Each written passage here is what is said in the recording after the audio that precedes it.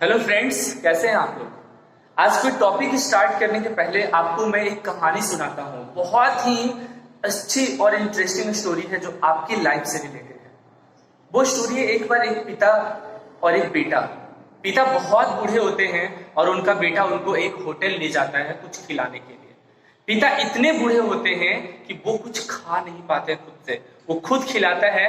और वहां बहुत छोटी स्टोरी है, वहां पर जितने सारे लोग बैठे हुए थे वो उनको देखकर हैरान थे। सब लोग या तो मजाक उड़ा रहे थे, जो भी खाने वाले साथ और भी जो लोग आए हुए थे उस होटल में, वेटर वहां सब एकदम अजीब नजर से देख रहे थे। क्योंकि आजकल के एज में कौन इतने बूढ़े माँ बाप को, आजकल हम लोग क्या समझते हैं कि बूढ़े माँ बाप को साथ ले जाने से हम लोगों की इज्जत घटती है। पहले तो एक लाइन यही बोलना चाहता हूँ, कभी अपने बूढ़े माँ बाप से शर्म नहीं करना। आने वाले समय में आप सक्सेसफुल हो जाओगे। कभी मत शर्म करना और अपनी जो स्थिति है, फिनेंशियल कंडीशन, आपकी आर्थिक जो स्थिति है, उस पर कभी शर्म मत करना। आप जैसे हो उससे बेहतर बढ़ने की कोशिश करो। फिर क्या होता है, वो स्टोरी पूरा सुनना, बहुत इंटरेस्टिंग है। फिर क्लास स्टार्ट करते हैं। जब वो खाना खा करके वहां से चले गए तो सब लोग आपस में बात करने लगे, ये क्या था। तो वहां एक और बैठा हुआ वृद्ध आदमी था, बूढ़ा आदमी था। उन्होंने बोला क्या कि ये आप सभी के लिए, और हम लोग, उतना भी बूढ़ा वो नहीं था, यंग में ही होगा। वो बोलते हैं क्या कि ये हम सभी लोगों के लिए एक मोरल लेसन दे करके गया है वो लड़का, कि जब आप बच्चे थे तो आपके माता पिता, जब आप खा नहीं पाते थे, आपके माता पिता आपको मुंह कर कर खिलाते थे। लेकिन आज जब आप बड़े हो गए हैं और आने वाले समय में आपके पेरेंट्स और ओल्ड एज में आएंगे, तो क्या आप भी वही आदमी की तरह अपने पेरेंट्स की सेवा करिएगा। कहना आसान है, लेकिन मैं बोल रहा हूं, माता पिता इस धरती पर भगवान के ही रूप होते हैं। आप यदि भगवान को मानते हैं तो उससे पहले अपने माता पिता के आंखों में देखिए, आपको भगवान नजर आ जाएगा। तो रिस्पेक्ट योर पेरेंट्स, मेरा बच्चा सब, मेरे सभी लोग जो मुझे सुन रहे हैं, respect your parents, love your parents. वो बोलते हैं ना, जिंदगी ना मिलेगी दोबारा, मैं बोलता हूं माँ बाप नहीं मिलेंगे दोबारा। यही थॉट के साथ मैं अपने बच्चों को स्टार्ट करता हूं नरेशन। बच्चों सुनना, नरेशन कंपटीशन के लिए भी इंपॉर्टेंट है, अदर क्लासेस के लिए भी इंपॉर्टेंट है। पूरा देखना। जब ये स्टोरी समझ आया, अब इसको भी समझने की कोशिश करते हैं, आपकी लाइफ के लिए इंपॉर्टेंट है। नरेशन नरेट वर्ड से बना है। नरेट का मतलब होता है कुछ कहना, टू से समथिंग। अब देखो, बोला जाता है, मैं बोलता हूं आई टीच इंग्लिश। आपने सुना किसी थर्ड पर्सन को बोलेगा, प्रणव सर कहते हैं आई टीच इंग्लिश, तो मेरे बात को आपने डायरेक्ट बोला तो नरेशन टू पार्ट्स में डिवाइड हो रहा है। तो जो डायरेक्ट आप बोले वो हो जाएगा डायरेक्ट स्पीच। और आप बोल सकते हैं प्रणव सर कहते हैं वह इंग्लिश पढ़ाते हैं, तो आई टीच इंग्लिश को ही टीचेस इंग्लिश बदल दिए, तो आप अपने लैंग्वेज में बोल दिए, वो हो जाएगा इनडायरेक्ट स्पीच। तो ग्रामर कहता है बच्चा कि नरेशन चूंकि दो टाइप्स में बोले जाते हैं, सेंटेंसेस में बोले जाते हैं, तो डायरेक्ट स्पीच को कैसे इनडायरेक्ट स्पीच में बदले। आपके स्पोकन इंग्लिश भी बहुत अच्छी हो जाएगी, क्योंकि आपको एक और मेथड पता चल जाएगा, इनडायरेक्ट मेथड कैसे सेंटेंस को बोला जाता है। आगे बढ़ सकते हैं। तो चलिए एक एग्जाम्पल से हम लोग समझने की कोशिश करते हैं कि डायरेक्ट स्पीच और इनडायरेक्ट स्पीच होता क्या है। बच्चों, जैसे ही said to me I help you है, वह मुझसे कहता है मैं तुम्हारी मदद करता हूं। तो जहां भी देखना कॉमा इन्वर्टेड कॉमा, जहां भी देखना कॉमा इन्वर्टेड कॉमा, तो पक्का समझ जाना वो डायरेक्ट स्पीच होगा। समझ जाना वो कौन सा स्पीच होगा बच्चा, मेरा डायरेक्ट स्पीच होगा। क्लियर है। अब इसी को जब बदलते हैं, ही टेल्स मी दैट, आई है तो ही हेल्प्स मी हो जाएगा। मैं अभी बताऊंगा, पूरा रूल बताऊंगा नरेशन का, ठीक है ना। बट समझना है कि जहां कॉमा इन्वर्टेड कॉमा रहेगा वो direct speech, comma inverted comma के अंदर वाले पार्ट, जैसे आई हेल्प यू, देखो दो कॉमा इन्वर्टेड कॉमा है, उसके अंदर वाले पार्ट को हम लोग बोलते हैं रिपोर्टेड स्पीच। ये चूंकि बोला हुआ पार्ट रहता है तो हम लोग इसको बोलते हैं रिपोर्टेड स्पीच। याद रखोगे, कॉमा इन्वर्टेड कॉमा के अंदर वाले पार्ट को रिपोर्टेड स्पीच। पूरा देखना, मैं बोल रहा हूं, बहुत आसानी से समझ में आएगा क्वेश्चन।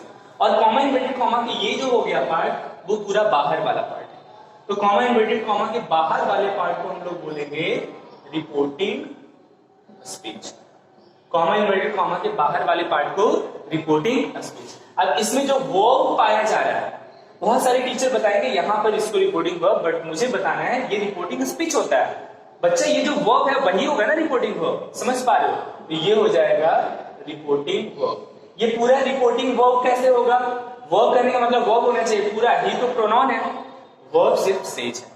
अब सवाल आता है सर इसको बदलने के लिए कौन कौन से नियम होते हैं? तो मैं आपको बताऊं, सेज टू रहेगा तो टेल्स में बदलना, सेज टू रहेगा तो टेल्स में बदलना, लेकिन जब सेज सिर्फ रहे अकेला तो से में, जैसे ही सेज तो ही सेज में बदलेगा, लेकिन सेज टू है तो टेल्स में बदलेगा। अब से है तो से में बदलेगा, से टू रहेगा तो टेल में बदलेगा, याद रखना।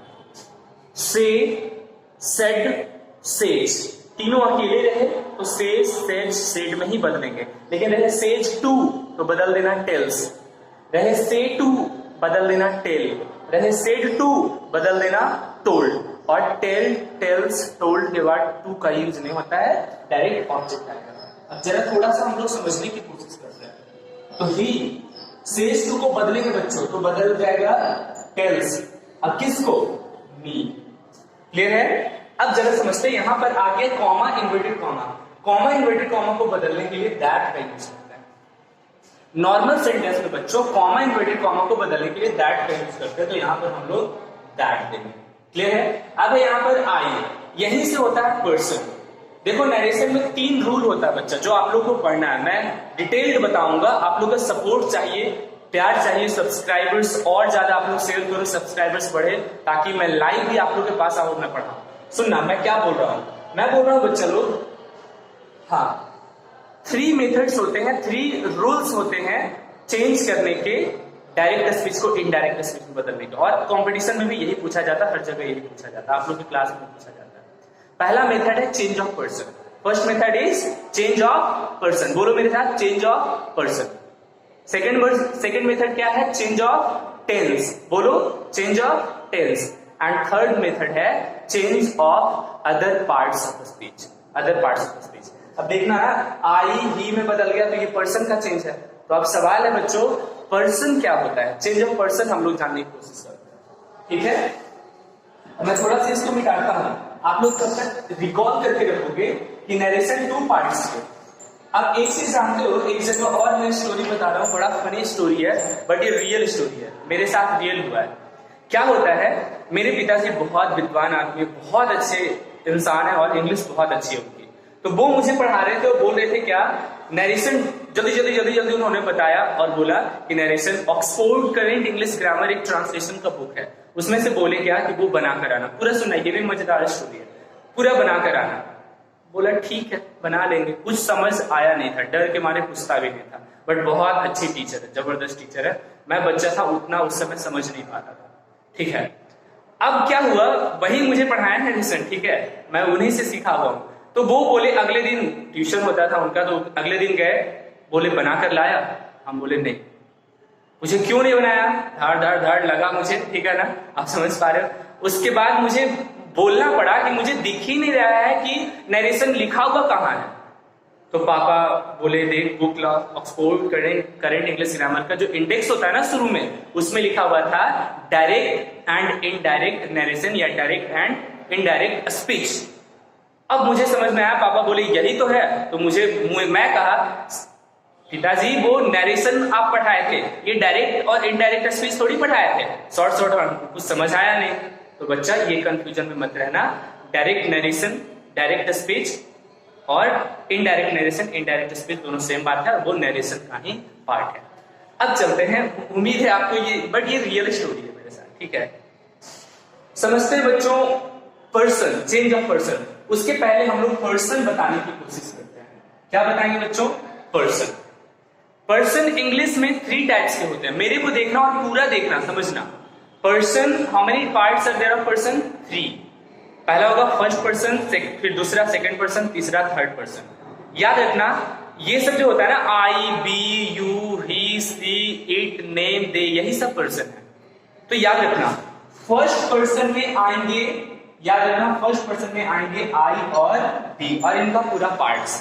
फर्स्ट पर्सन में आएंगे आई और बी।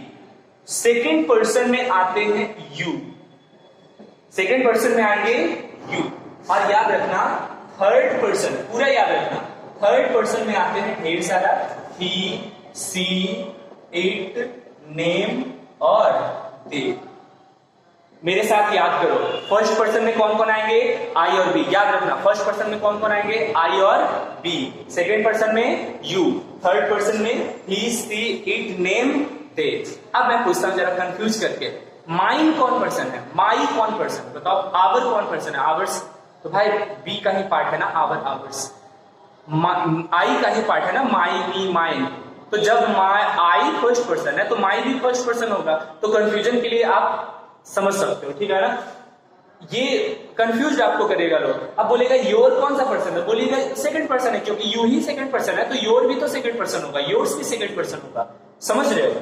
फिर मैं बोलता हूँ थर्ड पर्सन में ही थर्ड पर्सन है, तो पूछेगा हीज कौन सा पर्सन, बोलेगा थर्ड पर्सन, हिम कौन सा पर्सन, भाई ही का पार्ट है थर्ड पर्सन, सी थर्ड पर्सन है तो हर कौन सा पर्सन होगा, थर्ड पर्सन, हर्स कौन सा पर्सन, थर्ड पर्सन, अब दे थर्ड पर्सन है तो देयर कौन सा पर्सन होगा, थर्ड पर्सन ना, देव कौन सा पर्सन होगा, थर्ड पर्सन, देयर्स कौन सा पर्सन, थर्ड पर्सन, राम है थर्ड पर्सन तो श्याम भी थर्ड पर्सन, अपना नाम सोच लो थर्ड पर्सन। अब यही पर्सन्स के आधार पर 3 मेथड्स होते हैं बच्चों, वो होता है चेंज ऑफ पर्सन, फिर होता है अगला चेंज के लिए चेंज ऑफ टेंस, फिर अगला होता है change of other parts of speech. तो मैं कल के क्लास में अगले पार्ट को बताता हूँ। आपका बहुत बहुत धन्यवाद।